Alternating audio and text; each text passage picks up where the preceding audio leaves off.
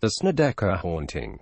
In the small town of Southington, Connecticut, two parents seeking treatment for the son's rare immune disease unknowingly moved into a quaint rental house that previously served as a mortuary. There, the Snedeker family experienced horrifying events that would forever change their lives. Background. On June 30, 1986, Alan and Carmen Snedeker and the daughter, 3 sons and 2 nieces moved into a temporary residence located on 208 Meriden Avenue in Southington, Connecticut.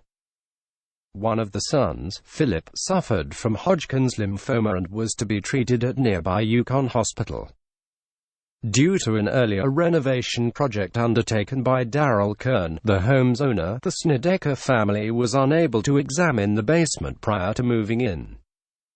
After getting settled, Carmen decided to remove the building materials that were blocking the stairway leading down into the cellar.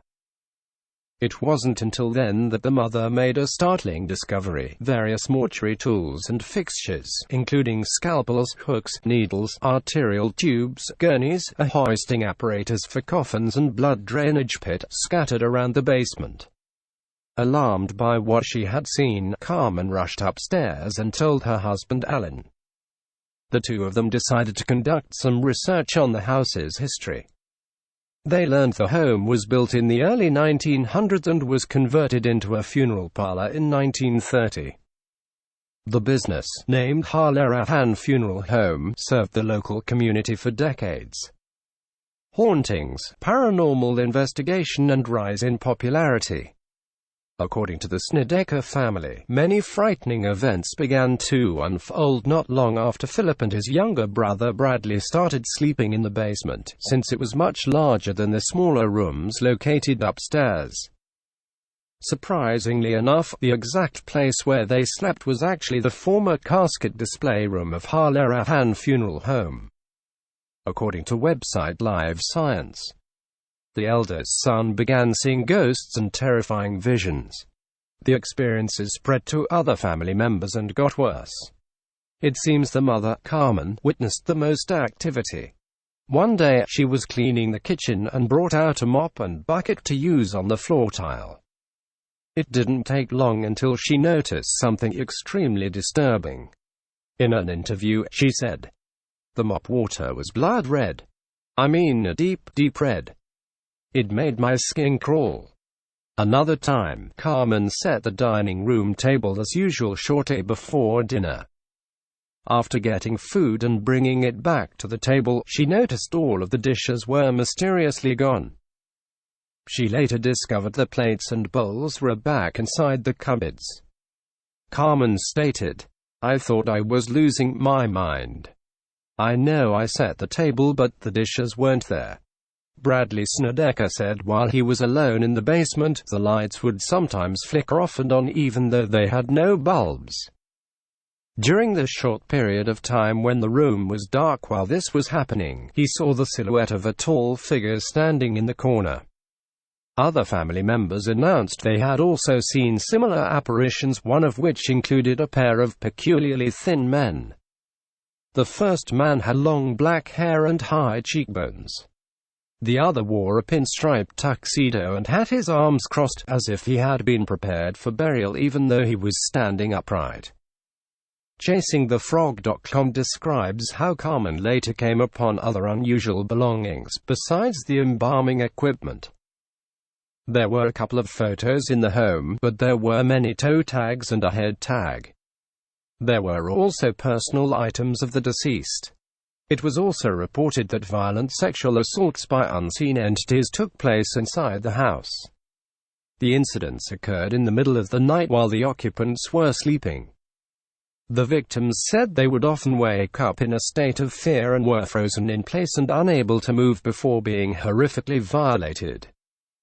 The Snedekers eventually contacted Ed and Lorraine Warren, a pair of self-proclaimed ghost hunters and demonologists who gained quite a bit of notoriety from the Amityville horror case. After the husband and wife duo arrived at the Southington home, they conducted an in-depth investigation and eventually determined the house was possessed. A short time later, the Warrens launched a media campaign that eventually resulted in the story being featured in Ray Garton's best-selling novel, In a Dark Place. The book's dramatic synopsis is as follows. Shortly after moving into the new home, the Snedeker family is assaulted by a sinister presence that preys one by one on the family. Exhausting all other resources, they call up the world-renowned demonologists Ed and Lorraine Warren, who have never encountered a case as frightening as this. The story was also inspiration for the 2009 horror flick The Haunting in Connecticut. Skepticism of the Snedeker haunting. The Snedekers reported they stayed in the house for a total of 2 years from 1986 to 1988. This baffled some and prompted questions as to why the family didn't move out sooner, considering the dire circumstance they found themselves in. Atlas Obscura points out some other interesting details that eventually came to light. The oldest son, who besides having a drug habit, was diagnosed with schizophrenia and admitted to some of the vileness going on in the Snedeker household. In addition, during the entire time the pandemonium was in full swing, the upstairs neighbor lived without incident.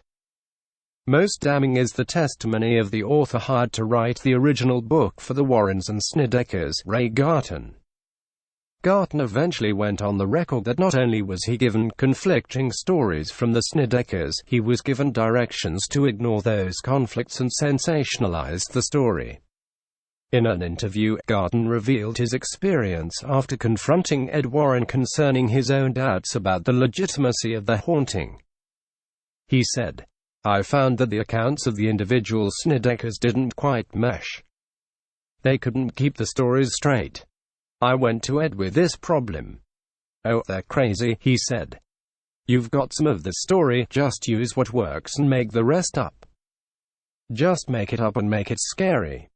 The fact that the movie The Haunting in Connecticut claimed to be based on a true story, but instead was very loosely based on the Snedeker haunting, didn't help. For example, 1. In the film, the character Jonah, who conducted a séance to speak with the dead, was purely fictional. The writers and producers reportedly added the character to the storyline to help explain the supernatural events that occurred. 2.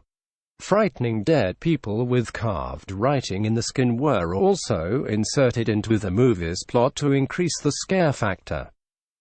3. Bodies were never found in the walls of the house. They were allegedly featured in the film to symbolize the cadavers treated by Hallerahan Funeral Home and the theory that the souls of those bodies remained trapped within the residence. 4. Philip never burned down the house as it still stands to this day. Additionally, the current owner, Susan Trotter Smith, told NBC Connecticut at the time of the film's premiere she had been living in the home for 10 years and witnessed nothing out of the ordinary. She stated, "Our house is wonderful. This is all Hollywood foolishness. The stories are all ludicrous.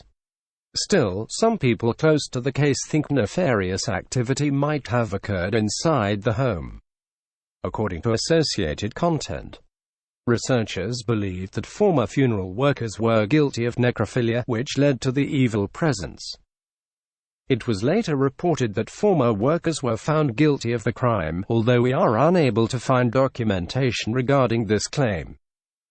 So, what do you think of the Snedeker haunting? Feel free to leave a comment and let us know.